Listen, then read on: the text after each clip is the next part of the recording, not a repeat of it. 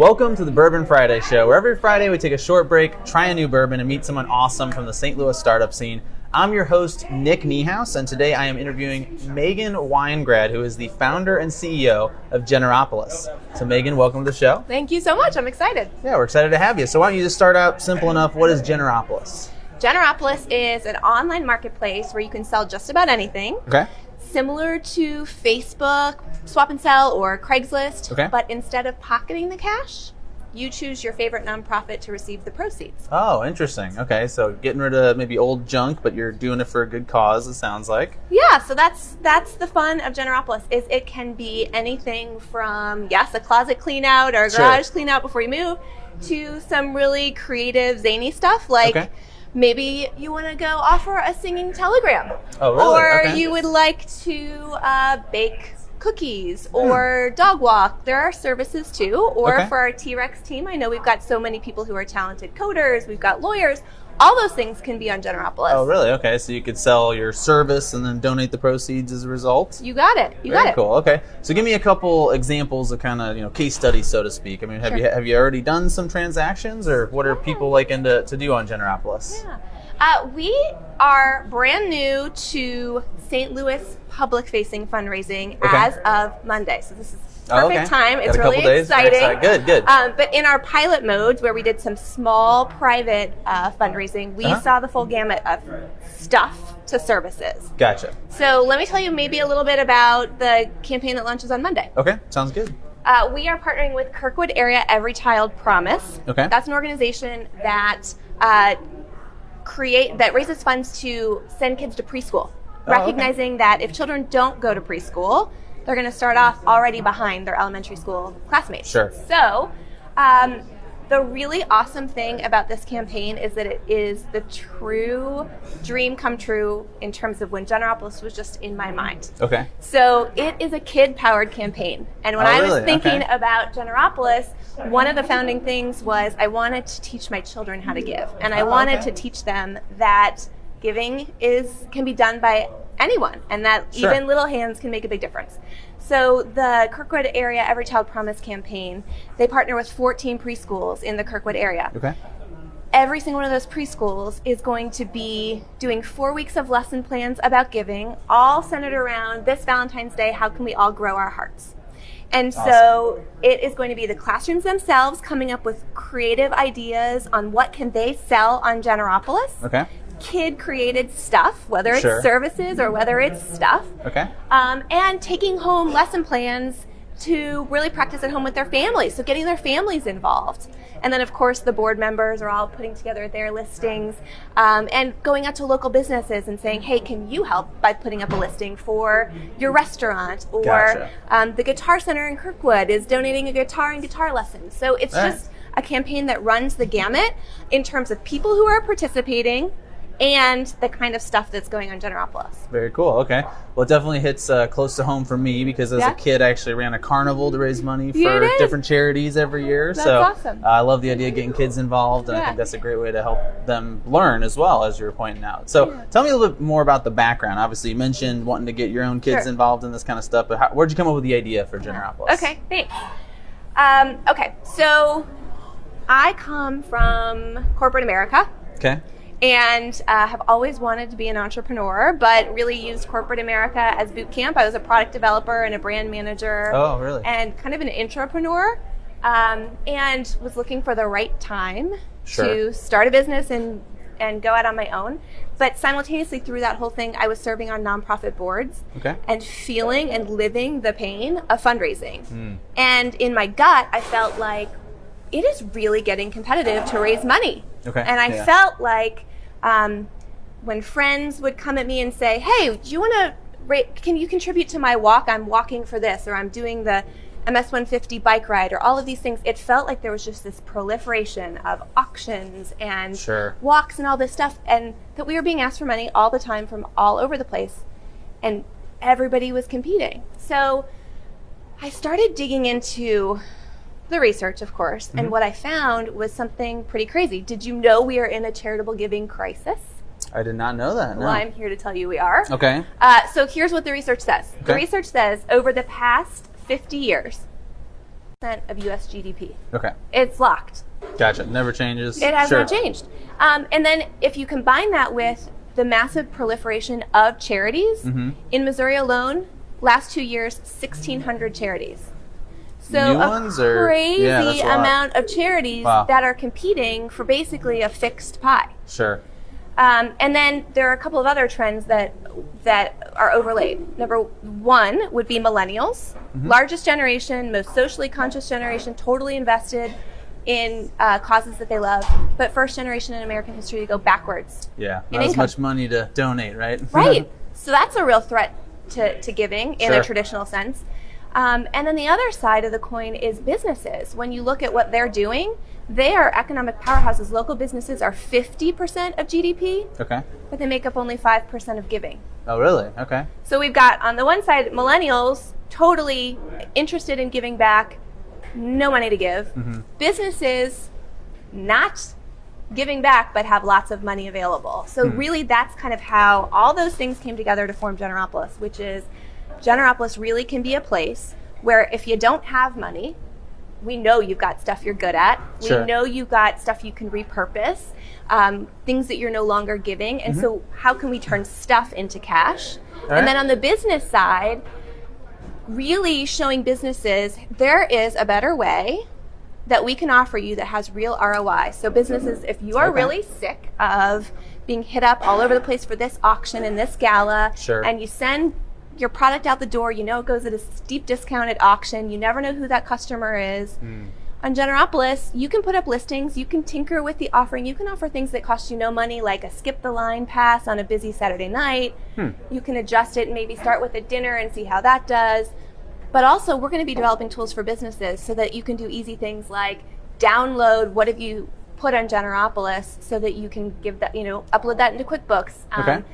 Offer packages that maybe help you if you've put a listing on Generopolis for a dinner, follow up with a secondary offer for come in for a free dessert.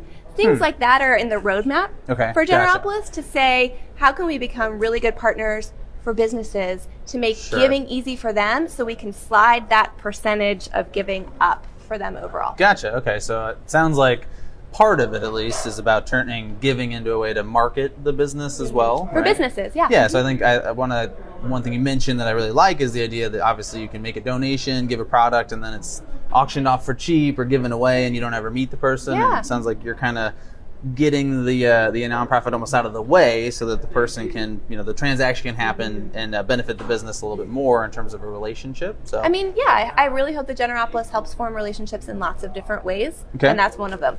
Very cool. Okay, Yeah. So tell me more. I mean, you said Monday is this big launch, right? So you got this local campaign going out. You mentioned the kind of beta testing phase. What are some of the things you learned during that phase that you've been able to apply to the business? I think the first major thing is that people are really excited about what we're calling is a third way to give. Okay. So really excited about how you can take basically volunteerism on your terms and combine it with fundraising to create this third way to give. Okay. That people are really willing to, when they care about the cause, work for that cause. And that's really essentially what you're doing. If you say, I'm going to bake a pie or cookies, or I'm going to dog walk or whatever it is, you're working for the cause. You're just doing it in a way that hasn't really been done before. Gotcha. So I've also talked to a bunch of nonprofits who say, well, we get calls all the time about can I volunteer for your cause? Okay.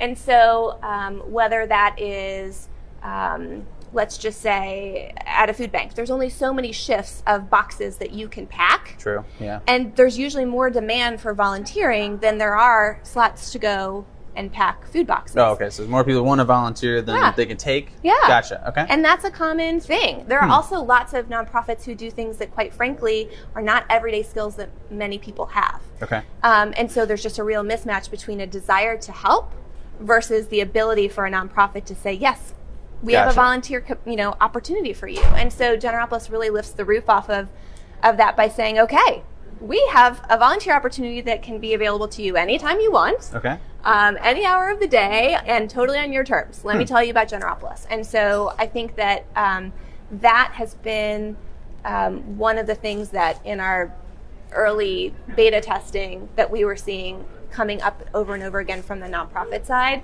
Gotcha. That was awesome. Cool. Really validating. That's great. So for somebody that is looking to get involved and they're trying to come up with maybe something to offer on the platform, do you have any suggestions? And I guess in particular for the service side, I think, because obviously product's really straightforward. You have a product, you put it up. But for the service side, are there certain kinds of services or certain amounts of service that you think are a good recommendation for somebody that's looking to get involved? Yeah, that's a good question. I think it all starts with, no matter what we're talking about, goods or services, it's what are you good at? Okay. Because what are you good at and what are you passionate about? That is going to make for an ideal listing. And so let's talk about that from two angles. On the one side, there's just I really care about this charity and I want to make an impact. Sure. And so what can I do that is going to be in demand? And I can say in demand in quotation marks because we talked about singing telegrams. Sure. I can tell you that there are probably no shortage of people who would pay a lot of money for my tone-deaf husband to deliver them a singing telegram. Now, where would I post that? I would post that on Generopolis and I would syndicate that probably on my personal Facebook news feed. Okay. Because there would be lots of buyers who would think that's a kick. They get a kick out of that. It's a lot of fun. Yeah, they would pay money for that.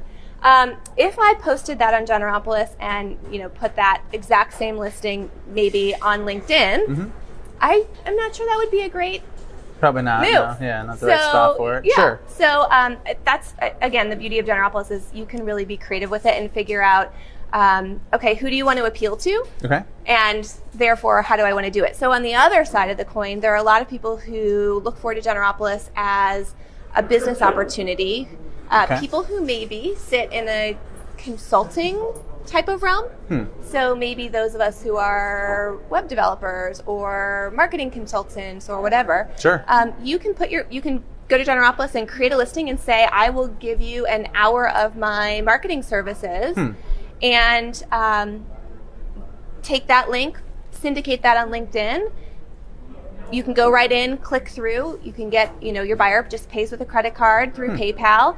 And that's a great way to really attract new buyers who say, well, you know what? I'm not really sure about this Meghan lady and her marketing services, but I really like that the proceeds are going to Make-A-Wish, and it's enough to lower the barrier to entry that I might try it. Very cool. Okay.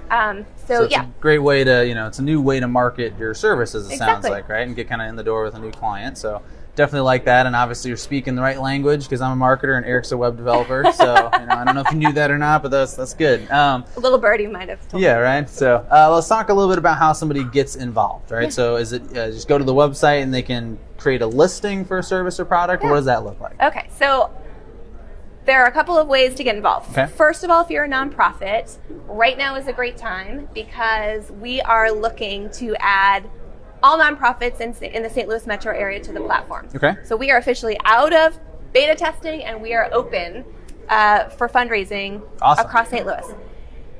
All you have to do is send us an email to hello@generopolis.com. Okay. And we ask for proof if we don't know you about your 501c3 status. Sure, but aside from that, that's all it takes. Okay. So if you're a nonprofit, send us an email. We would love to add you to the platform. It takes no time at all, and you'll be up and running. Cool. Now, the real challenge is you've got to get people to fundraise on your behalf. So if you are a fan of a nonprofit, or if you're a nonprofit, then the fun is to really mobilize your fan base and say, we're on Generopolis and you can fundraise for us. And we have actually these cards. All right. And we customize them for each nonprofit. Oh, really? Okay. And it provides all of the steps. So these are available, obviously, in virtual form as well. So we can have them, on social media and things like that. But we take it, we customize it for the nonprofit, and then it gives you the step-by-step. You go onto generopolis.com, you create an account. That takes no time at all. Easy. Yeah. You go and you create your listing. You give it your headline, a couple of pictures, you price it, you describe what it is, your item or service. Cool. You publish it onto Generopolis, and then because we're new, I don't think there are very many people yet going to Generopolis and shopping. So then your job is to take it and click one of the social media links, Facebook or LinkedIn or Twitter, whatever your listing is appropriate for, and paste it in there. And some of the really awesome early successes that we've had are when people put their listings into, if you've got stuff, into their neighborhood swap and sell. That's a really big thing. Are you familiar with swap and sells? I'm not. Well, I know what it means, but are these on Facebook or where do you find these? Yes. Okay. So on Facebook, although there is the general Facebook marketplace where you will find lots of stuff, the real action is in Facebook swap and sell groups. There are hundreds of thousands of them. Oh, wow. Okay. Even just in St. Louis. And so these are spots where people in local neighborhoods are selling sweaters and purses and whatever. It's basically kind of like a more trusted Craigslist network because it's totally local to even your specific neighborhood. Okay, so hyper local. Got Totally. it. Okay. And so since people are already selling stuff there, not really services so much, but stuff definitely, it's really easy to take your Generopolis listing and plunk it into a swap and sell group. Okay.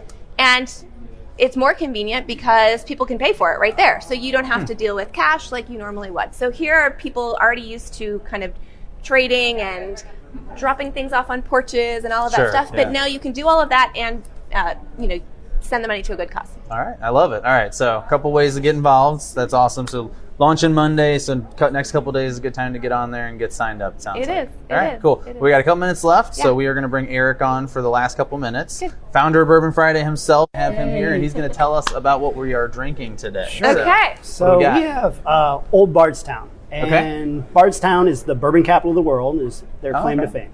But where that's made is the Willett Distillery. And Willett is a family-owned distillery. It's been in existence about 70 years, I think. And a lot of something that we're all touched pretty much in this country by cancer. And what happened in their family was the patriarch of that family was diagnosed with stage 4 lymphoma. Now, it did go into remission, thankfully, but they made the choice to make it their personal fight against cancer. So they had a benefit where they went to their back stock. They had a bunch of different old, valuable bottles of bourbon, but what Willett had to do at one point, because they shut down their distillery, is they went and bought a bunch of barrels from a variety of distilleries. So they had this backstock of stuff like Pappy Van Winkle, barrels and barrels of it. Oh, wow. So throughout the night, they were raising a bunch of money, and they finally got to this end thing, and the final thing. And they're like, okay, we're going to release one of these barrels. You can buy the whole barrel. We'll create your own brand of bourbon out of this whole barrel. And we'll bottle and do everything for you. You'll get your personal tour by the guy that runs the distillery. That got bid and bid and bid and bid, and it hit $45,000. Now, taking that opportunity, they were like, we'll give it to anybody else that wants it. They did 4 more. They raised $340,000 for the American Cancer Society. So we have this family or this group that basically said, I have this thing. I have this asset back here, but I want to give back because I've been touched by this thing. Now, I thought this really matched quite well. Makes sense. Like I might not just, I might not have, I do have too much stuff in my place. I could easily sell it on Generopolis, but I also have the service that I could provide that would be valuable. And you could do this on Generopolis. I thought like that kind of innovation of taking what you have to help somebody else. Oh, yeah. I love that story. Thank you for sharing that. Of course. Very cool. Well, we'll try it while you're telling us about any events we have coming up here. All right. So if you might want to wait just 1 second. Real quick, don't forget, Scandalaris applications are due on the 10th. Oh, yes. You only got a couple days left. So I have that in my calendar, and I keep moving it back a day, like every day, to be like, we got to talk about this. Have you had Scandalaris interns? Not yet, no. Have you had Scandalaris? I have not. I have. Yes. They are awesome. Yeah, that's what I've heard. Highly recommend. So, very cool. Okay. Yeah, so that application due on the 10th. Hi, Rebecca. Hi, Caroline. On Wednesday of next week, there's a Lunch with Ernest. And Nick, you might know something about this. I do, yes. Lunch with Ernest is a monthly event hosted by Ernest Martinez, and he is going to be having me speak this time, so I think that's why it's on the list. It is. We're going to be talking about automating your digital marketing. So if you're a real estate agent looking to automate some of your processes, you should definitely be there. It's going to be Wednesday, 11:30 at Edgewild in Chesterfield. There you go. And on February 14th, Valentine's Day, not really that romantic, but I don't know what you're into. Capital Innovators is announcing their spring cohort at Venture Cafe. Okay. I don't know. Maybe you just don't have plans. Maybe. Maybe. If you're single, I don't know. I don't know. And then Friday, of course, we have Gary Heingardner coming back. Oh, yeah. Which is one of our Exciting. personal favorite Of course. episodes. He's from Wood Hat Distillery, and he is great. And that was like one of the most fun episodes we've ever done. Yeah. And now he's coming back. Be our next first Friday. repeat guest. I think that's the 50th episode, maybe. Yes, So that is that's the pretty 50th cool. episode. Yeah. Congrats. Thank you. Yeah. Yeah. Cool. That's Very about cool. what we Okay, got. that's all. Yeah, All right. I that's wasn't it. sure if we're done. Okay. I know. Cool. Last week there was a lot. Yeah, a little short of this. That's okay. That's Yeah, good. All right, cool. Well, that basically brings us to the end of the show. So, Eric, obviously, thank you as always. Tied it in very nicely. I love the story. Megan, thank you for joining Thank us. you. Yeah, thanks for being on the show today. I have a final question. Oh, okay. Go for it. My question is, I know that there are a lot of viewers that listen and look at this after Sure. on the recorded version of it, Mm-hmm. and also viewers who are on now. I would love to see in the comments the names of favorite nonprofits Oh, that good all idea. the fans love that we can add to Generopolis. Cool. All right. Do you guys have favorites? Well, I like wow, College Bound because Vanessa used to work there, so I gotta Nice. go with the former employer for her. Very good. Right now, the one that I'm sort of been watching is NDIA. They work a lot with digital divide and internet accessibility issues. Cool. Very cool. Sounds right up your alley. It is. Very good. Cool. All right. Well, make sure to tag your favorite nonprofit in the comments, and we'll get them connected with Generopolis. Yay, thanks. Sounds what a big good. help. Cool. Well, that is basically wraps us up at the Bourbon Friday Show here. We do want to thank a few people and a few organizations.